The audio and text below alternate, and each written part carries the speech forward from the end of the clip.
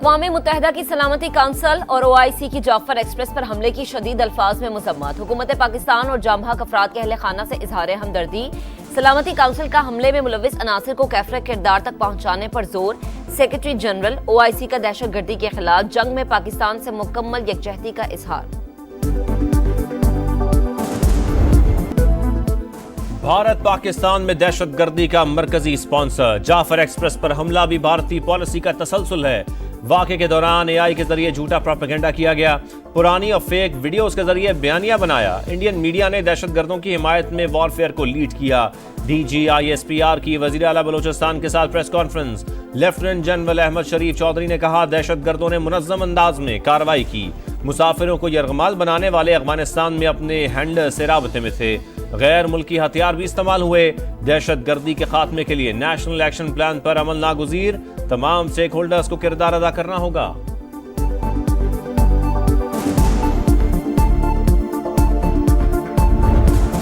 Yet another incident of terrorism جس کی جو لنکیجز ہیں پڑوسی ملک جو ساتھ افغانستان ہے وہاں پہ مل رہی ہیں۔ یہ جو لیفٹ پہ خارجی بدر الدین ہے، یہ بیٹا ہے نائب گورنر صوبہ باغدیس کا۔ خارجی مجیب الرحمان افغانستان کی آرمی میں ایک بٹالین کمانڈر ہے۔ پنو انسیڈنٹ کے اندر بھی جو بھی ہوا اس میں بھی افغان دہشت گرد بس۔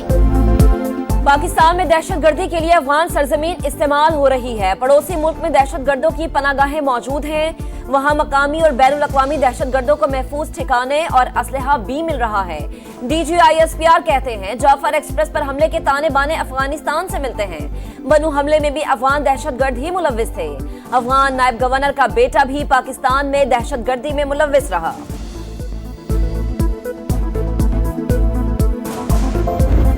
26 شہید 354 who have been recovered, out of that 37 are injured. Of these 26 shaheed, the 18 passengers were from Army and FC. 3 were from the Railway and other department. And civilians, the remaining 5. سانحہ جعفر ایکسپریس میں 26 افراد شہید ہوئے، 18 کا تعلق پاک army اور FC سے تھا، 3 ریلوے اہلکار اور 5 عام شہری شامل۔ DG ISPR نے تفصیلات بتا دیں۔ لیفٹیننٹ جنرل احمد شریف چودھری نے بتایا دہشت گردوں کی بڑی تعداد یرغمالیوں کو لے کر پہاڑوں پر گئی۔ زرار کمپنی کے کمانڈوز نے پہلے خودکش حملہ آوروں کو نشانہ بنایا۔ کلیئرنس آپریشن کے دوران انتہائی احتیاط برتی گئی۔ فورسز کی کارروائی میں ایک بھی شہری شہید نہیں ہوا۔ 354 یرغمالیوں میں سے 37 افراد زخمی ہیں۔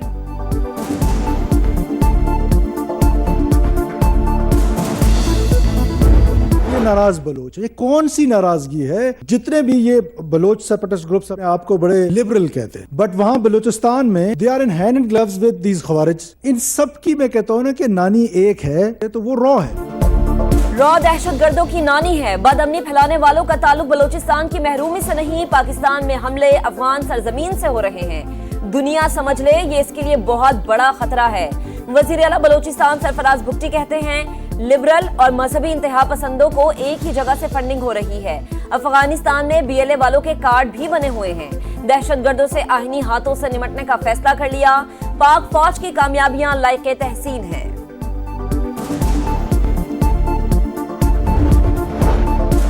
جعفر ایکسپریس پر حملے کے شہداء کی آبائی علاقوں میں تدفین۔ شہید لانس نائک زاہد حسین، لانس نائک عثمان شہید، FC اہلکار اکمل، خواجہ یاسر، مزمل اور عزادار عباس کی نماز جنازہ آبائی علاقوں میں ادا کی گئی۔ شہریوں اور عسکری حکام کی شرکت۔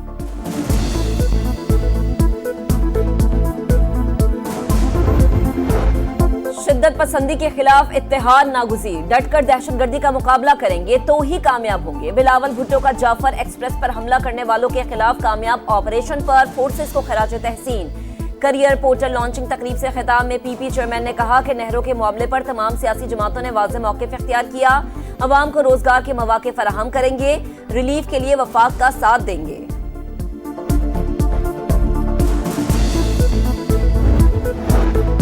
ملک بحرانوں سے دوچار، مسائل کے حل کے لیے قومی امن کانفرنس یا APC بلائی جائے۔ تحریک تحفظ آئین پاکستان کا مطالبہ۔ محمود اچکزئی، بیرسٹر گوہر، اسد قیصر اور صاحبزادہ حامد رضا کی نیوز کانفرنس۔ رہنماؤں کا دہشت گردی کے خلاف اتحاد پر زور۔ تحریک انصاف وزیر اعظم کی آل پارٹیز کانفرنس میں شرکت پر آمادہ۔ بیرسٹر گوہر نے رضامندی ظاہر کر دی۔ میڈیا سے گفتگو میں کہا بانی پی ٹی آئی کہہ چکے ملک کا معاملہ ہو تو ہم غیر مشروط حمایت کریں گے۔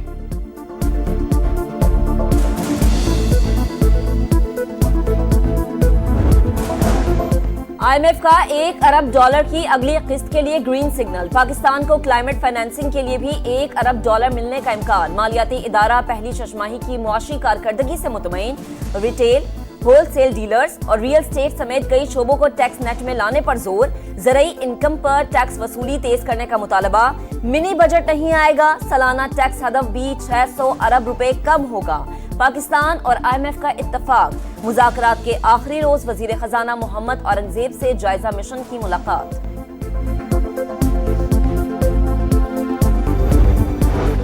چینی کا مصنوعی بحران پیدا کرنے والوں کو قانون کے شکنجے میں لایا جائے، وزیر اعظم کا قیمتوں میں مسلسل اضافے پر نوٹس، قلت پیدا کرنے اور ناجائز منافع خوروں کے خلاف سخت ایکشن کی ہدایت۔ جائزہ اجلاس سے خطاب میں شہباز شریف نے کہا ملک میں چینی کے وافر ذخائر موجود ہیں، عوام کو مافیا کے رحم و کرم پر نہیں چھوڑیں گے۔ وزیر اعظم سے کاروباری شخصیات کے وفد کی ملاقات، اقتصادی پالیسیوں کی تعریف۔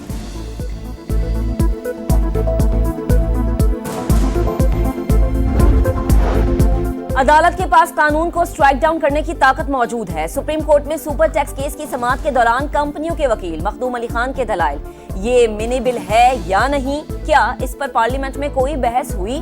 جسٹس محمد علی مظہر کا استفسار، اگر اراکین پارلیمنٹ کہیں گے تو اس پر بحث ہونی چاہیے تو اسپیکر کروا سکتے ہیں، مخدوم علی خان کا جواب۔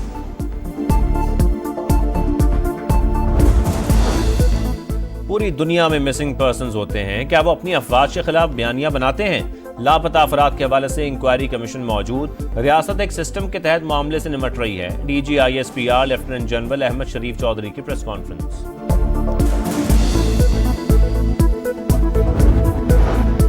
سندھ حکومت نے public private career portal launch کر دیا، نوکریاں دینے اور تلاش کرنے والے خود کو رجسٹرڈ کر سکیں گے، مواقع اور ٹیلنٹ کو اکٹھا کریں گے تو روزگار کی فراہمی میں آسانی ہوگی۔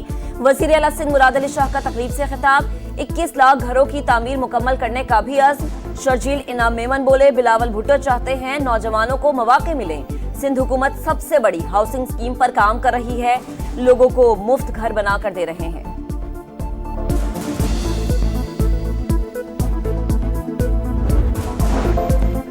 وفاقی وزیر مواصلات عبدالعلیم خان کے زیر صدارت نیشنل ہائی وے اتھارٹی کا اجلاس، تمام زیر تکمیل منصوبوں پر ٹائم لائن طلب، رت و ڈیرو سے شکارپور اور جام شورو 7 ہائی وے سمیت اہم منصوبے 30 جون تک مکمل کرنے کی ہدایت۔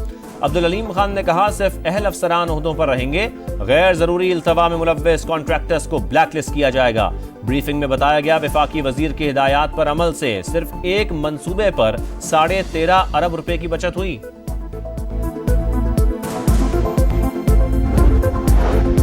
سیکیورٹی خدشات کے پیش نظر بانی پی ٹی آئی کو جیل سے لانا ممکن نہیں، ویڈیو لنک کے ذریعے پیشی کے لیے بھی لنک دستیاب نہیں۔ ایڈوکیٹ جنرل کا اسلام آباد ہائی کورٹ میں بیان، عدالت کی سپرنٹینڈنٹ اڈیالہ جیل اور IG اسلام آباد کو بیان حلفی جمع کرانے کی ہدایت، لا کلرک کو جیل بھجوانے کے لیے کمیشن مقرر کر دیا۔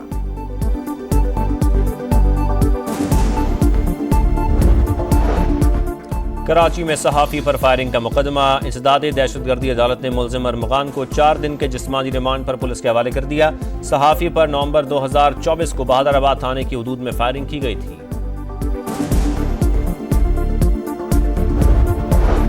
لاہور کے بیجنگ انڈر پاس پر گارڈز کا عمران نامی شہری پر تشدد کا مقدمہ درج، محکمہ داخلہ نے نجی سیکیورٹی کمپنی کے دفاتر عارضی طور پر سیل کر دیے۔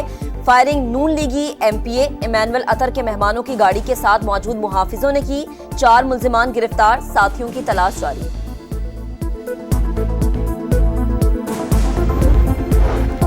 مانسہرہ میں پولیس کی کارروائی، طالبات کی غیر اخلاقی ویڈیو بنا کر بلیک میل کرنے والا ٹیچر گرفتار، ملزم 2 برس سے مکروہ فعل میں مصروف تھا، لیپ ٹاپ اور موبائل برآمد کر لیا گیا، تفتیش کے لیے کمیٹی قائم۔ سعودی ولی عہد کا روسی صدر سے ٹیلی فونک رابطہ، یوکرین سے امن مذاکرات پر بات چیت، محمد بن سلمان کا سیاسی حل تلاش کرنے پر زور، صدر پیوٹن نے امن عمل کے لیے سعودی عرب کی کوششوں کو سراہا۔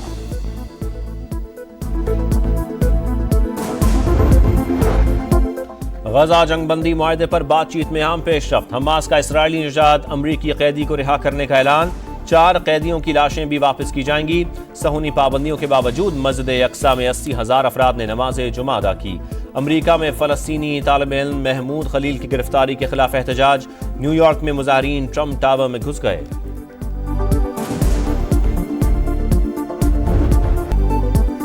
شاہینوں کا نیا مارکا کیوی سے ٹاکرا، نیوزی لینڈ میں گرین شرٹس کا پہلا ٹریننگ سیشن، بیٹنگ اور بالنگ کی بھرپور پریکٹس، کپتان سلمان آغا کی سکوپ شاٹ کھیلنے کی مشق، ٹیم کا آفیشل فوٹو شوٹ، پہلا T20 میچ اتوار کو کرائسٹ چرچ میں ہوگا۔ Special Olympics world winter games میں پاکستان کا تیسرا گولڈ میڈل، 100 میٹر سنو شوئنگ میں آفاق خان نے میدان مار لیا۔ اٹلی میں جاری مقابلوں میں پاکستان کے 10 ایتھلیٹ شریک ہیں۔ 2022 کے بعد پہلی بار مکمل چاند گرہن، لاس اینجلس میں بلڈ مون کا نظارہ، لندن میں بھی جزوی چاند گرہن، دریائے ٹیمز میں کشتیوں پر سوار افراد محظوظ ہوئے، کولمبیا میں شہریوں کا دوربینوں کا استعمال۔